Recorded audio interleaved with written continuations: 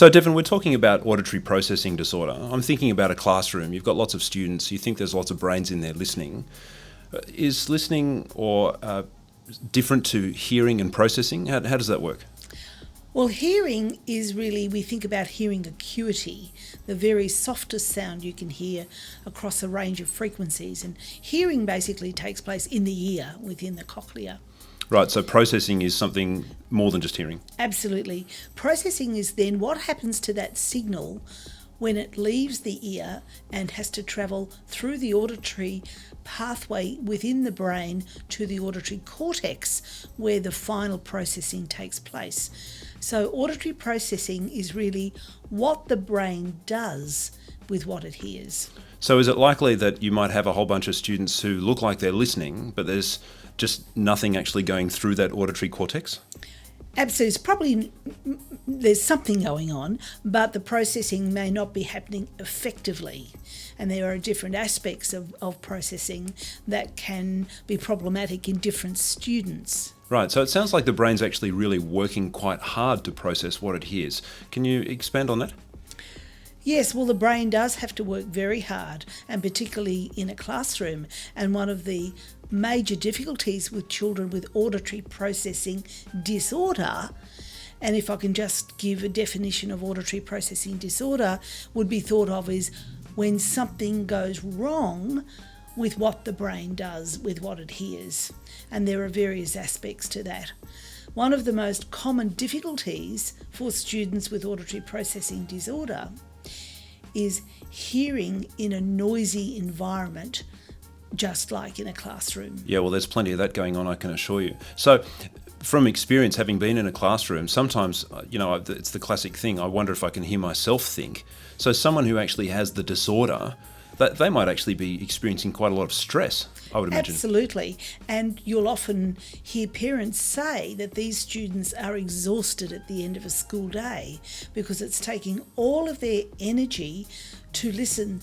They have to work so hard to listen, to keep listening to what the teacher's saying. So the art of actually listening then becomes not only difficult and frustrating, but then something that almost like a skill that poor student has to work on, perhaps harder than somebody else. Very much so, and also working harder at it really doesn't help them very much because there are glitches in the brain that is preventing them from processing accurately. So it's like when a teacher says to a student, just work harder, if the mechanisms aren't there for something to be processed, telling them to work harder doesn't help. So we're going to cover this, my next question, a little bit more in further videos. But I'm assuming then that someone who has auditory processing disorder might actually be identifiable in a classroom, perhaps by their behaviour or their facial expressions. They might look a bit stressed out. Yes, that could be a factor. One of the most common issues would be when they seem to be not paying attention or where they lose attention after a time.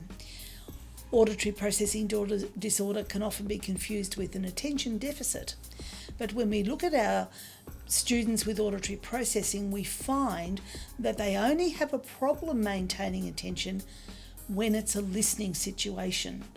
It's like the brain gets overloaded with auditory information. Right, okay. So what you're suggesting is that something that we could be looking at as purely a behavioural problem is actually a lot deeper than that. Absolutely. Wow. Yeah. And so are we talking about the fact that maybe some of these things could be misdiagnosed? Like a kid could say, look, I've got ADD, or, they're taking pills, whereas actually if you think about it a little bit more deeply, I'm assuming that clinicians or doctors or whoever would have done their proper analysis, but is it possible that these things can be misdiagnosed? Absolutely, it can be misdiagnosed, and it's only when you've got a very informed person doing the assessment who's very aware of auditory processing disorder that you're able to make those fine distinctions, whether it is auditory processing or an attention difficulty.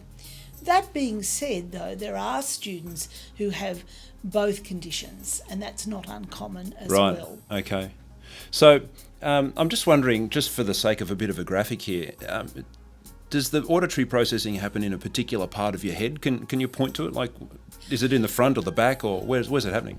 Basically, when the signal leaves the ear, the peripheral hearing system, the cochlea, from there, the signal has to travel along the auditory nerve through a pathway through the brain stem, and up into the auditory cortex, which is basically in your left temporal lobe. So that is where language and speech sounds are processed. Right. So things can go wrong anywhere along that pathway. Wow, so it's quite a complex path. The way I'm hearing it is that there could be many places where there could be a dysfunction or a disorder which could perhaps compound the problem. That's right. The research into this really began with looking at adults who had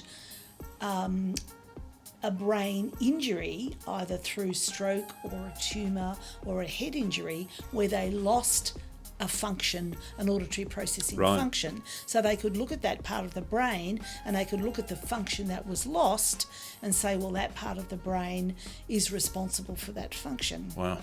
But over time, we've taken those same tests that came out of adult research to say, well, in a child, they don't have an injury to the brain, but parts of those brain pathways are not developed or not functioning as they should to be able to process effectively.